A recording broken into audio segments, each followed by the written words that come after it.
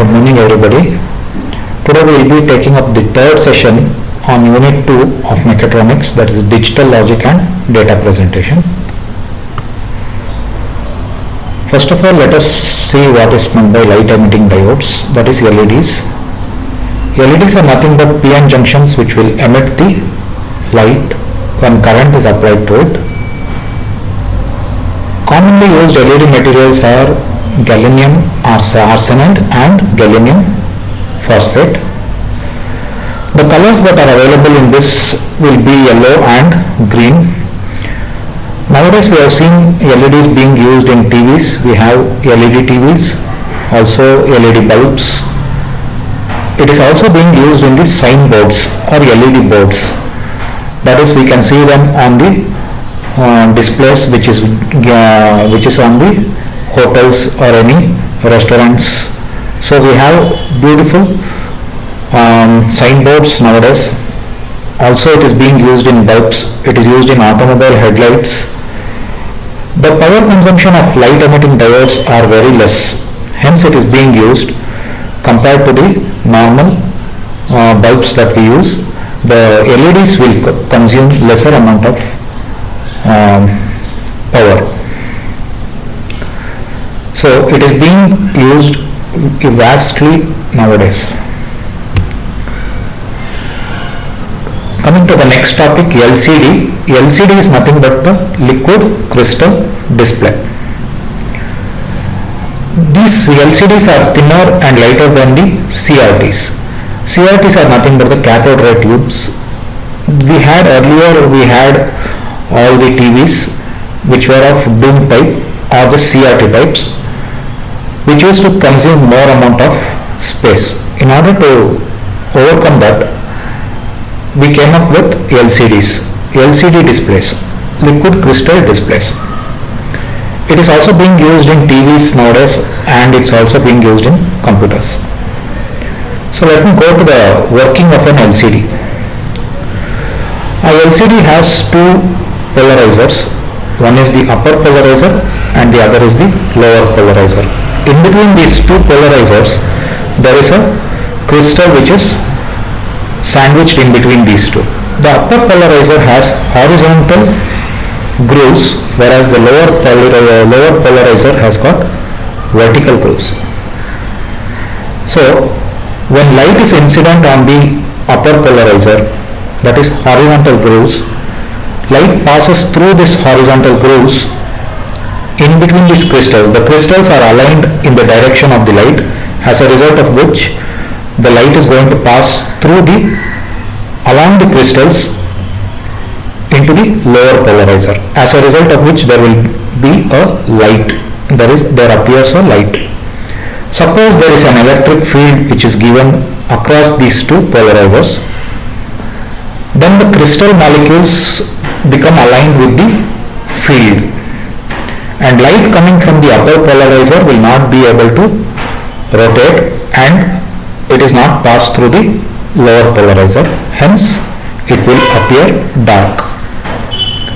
The above two sketches have clearly shown how the light is passing. The first one, there is a light coming from the upper polarizer and it is passing through the vertical grooves which are there through the lower polarizer. But whereas in the second sketch, the light cannot pass through the light which is coming from the upper polarizer cannot pass through the lower polarizer, as a result of which there will be a dark image. Next, coming to the data presentation elements.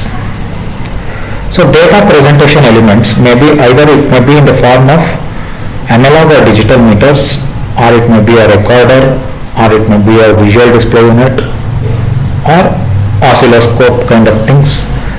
So we will see in detail what these data presentation elements. It is nothing but we need to present the data. So it can be either in a recorded form, or it can be a digital meter form, or an analog meter form, or it may be either a TV. TV is an example again of a data presentation element, or a computer monitor is a data presentation element. So there may be few charts which if we have an earthquake, so there is a recorder which will record how much of magnitude of the earthquake. So there is a recorder. So again, that is also a data presentation element. So let me go in detail with one and one. So first one is an analog and digital meter. Data presentation either in the analog form or in a digital form. So example of an analog meter is moving coil meter. So it is nothing but an analog indicator with pointer moving across a scale. For example of a moving coil meter, you can take a speedometer. In your older vehicles, in your olden days vehicles, in the two-wheelers, we had a speedometer which used to have a pointer and a scale. The pointer is used to move along the scale, as a result of which you used to understand at what kilometers or at what speed the vehicle is being travelled. So that is an analog meter. So digital voltmeter will give the readings in the form of sequence of digits. So example of a digital meter will be, you can take an example of your household items wherein the electric meter which is installed in the house are nowadays digitalized. In your earlier days we had we had an analog meters, but today it's being replaced by means of digital meters. So your electric meter has digits being displayed, hence we will call it as digital meters. So also the digital voltmeter, it will tend to give how many volts is being displayed in the form of digits. So that we will call it as a digital meters. Coming to the second one, analog chart recorders. It records the data on a paper.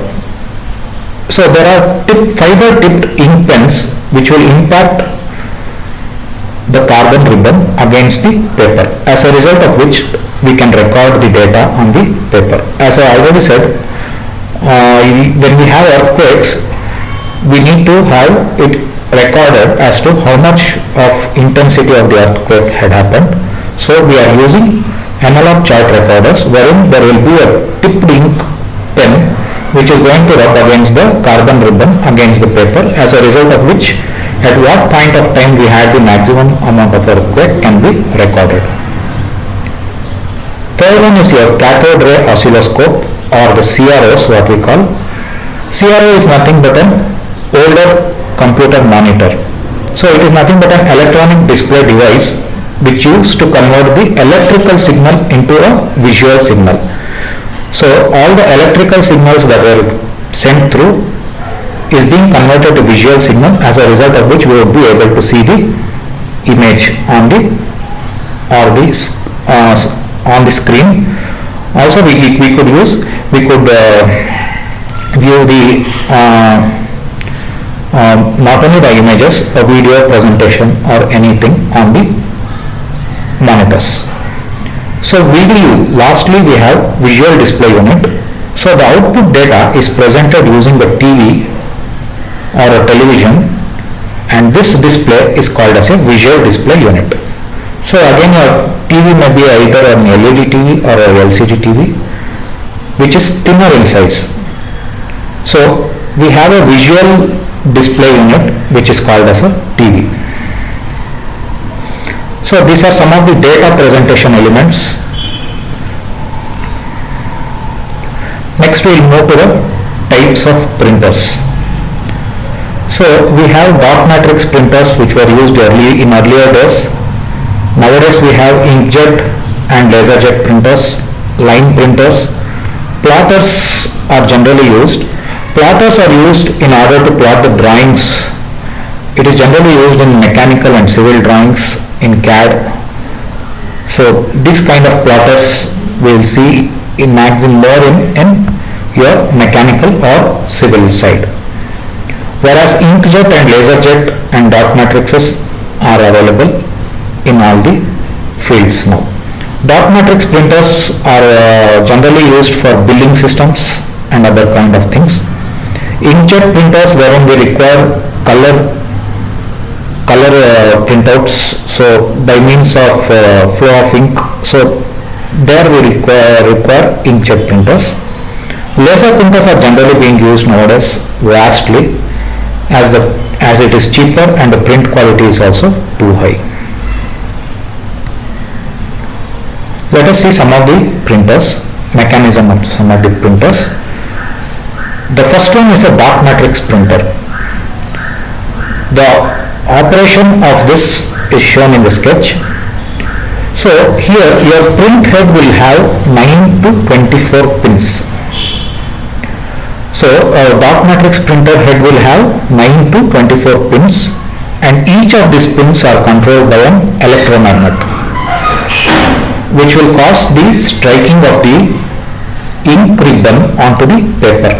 It is similar to that of a typewriter mechanism, wherein the character used to be striken on the carbon ribbon, behind which there would be a paper, as a result of which the character image would fall on the paper. Here also the character is formed by moving the print head in horizontal lines back and forth across the paper. So you can see there is an ink ribbon behind which there is a paper on the image. Towards your right side, the paper is shown in the last, and an ink ribbon is placed before it. So whatever the pin is being energized or electromagnetized, so that pin is going to rub across the inked ribbon, and then that image is going to fall on the paper. It is similar to that of a typewriter kind of mechanism. Secondly, we have inkjet printers. You can see through the sketch there is a piezoelectric crystal and there is an ink droplet which is falling throughout a small nozzle. So the main mechanism behind your piezoelectric crystal is, behind your inkjet printer is, it has a piezoelectric crystal which is going to vibrate at 100 kilohertz frequency. So when it vibrates at 100 kilohertz frequency, the ink is pushed through small nozzle to produce a jet of very small drops of ink of constant diameter. So this droplet of ink is passed on to the paper, as a result of which it will tend to stick on to the paper and then it forms the image. So the basic thing here is the crystal is going to vibrate. As a result of the vibration, the ink is passed through the small nozzle and it is made to fall on the paper. So this forms the image. Coming to the last printer, that is laser jet printer. You can see through the sketch there is a laser light which is going on to the mirror, and then that is going to fall on the selenium drum, which is photosensitive drum or which is coated with selenium. There is a toner, you have a paper and two fusing rollers. So initially the photosensitive drum is made up of selenium, or it is coated with selenium. A laser light is made to fall on the mirror, as a result of which, when it falls on the mirror, the laser light is striked onto the selenium drum or the photosensitive drum, wherein charges are there. So when the light strikes the photosensitive drum, it erases the positive charges on the drum, and the ink which is passed from the toner is attracted to the negatively charged particles on the drum. So once this negative charged particles are passed on through drum, then there is a paper which is fed across the two rollers. So once this since the paper is negatively charged and there is negatively charged particles coming across the drum which is rolling, it tends to get stuck on the ink, or the droplets tend to get stuck on the paper. as a result of which it is moved in between the two fusing rollers.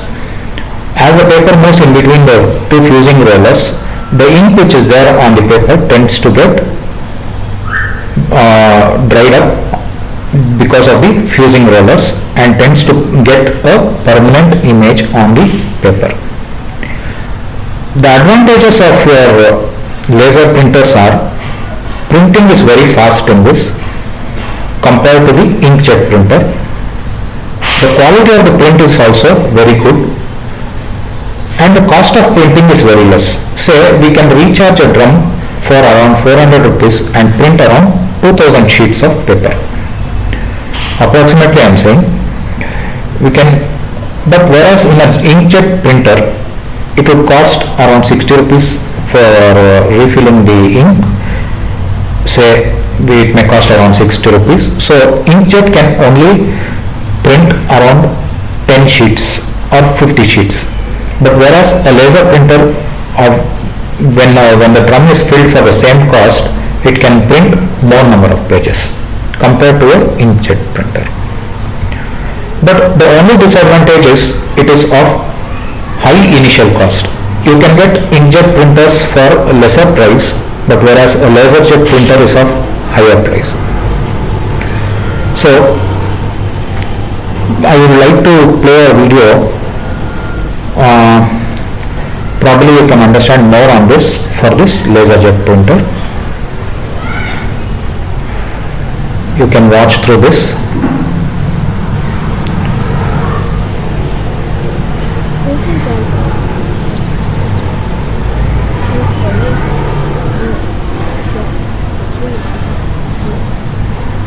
the paper moves to adhere to the using rollers. So at first the drum is positively charged. The laser gets a signal from the computer and puts the drum on the point. The point of the drum that got hit by the laser becomes negatively charged. This solar buffer has powder in it, which is like ink and paper. The powder is positively charged. When the drum goes near it, the powder is only attracted to the negative part of the drum and sticks to it, forming reverse words on the drum. Now, the paper is negatively charged. It has a stronger charge than the drum. So when the drum, with the powder on it, touches the paper, the powder is transferred from the drum to the paper. The paper now has words on it, but the powder is loose. The paper now goes through the fuser and fuses with the powder magnet. Then it exits the printer, the word printer on it.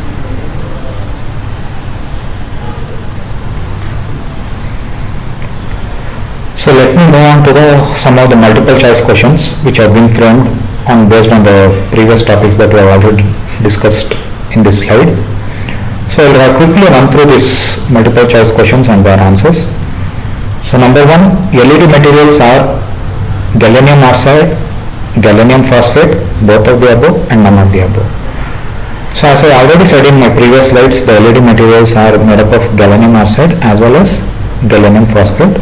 So the answer would be C, both of the above. Next, second question. In LCD, the upper polarizer has horizontal grooves or vertical grooves or straight grooves, all of the above. The answer is A, horizontal grooves. As discussed in previous slides, the LCD has two polarizers. One is the upper polarizer and the lower polarizer. Upper polarizer has got horizontal grooves, whereas lower polarizer will have vertical grooves. Third one, in LCD the lower polarizer has vertical grooves, horizontal grooves, straight grooves, or all of the above. So as discussed in previous question also, the lower polarizer has got, answer is A, vertical grooves. Fourth one, dot matrix printer, it has a print head which consists of 9 or 24 pins, 8 or 32 pins, 5 or 25 pins, 3 or 18 pins.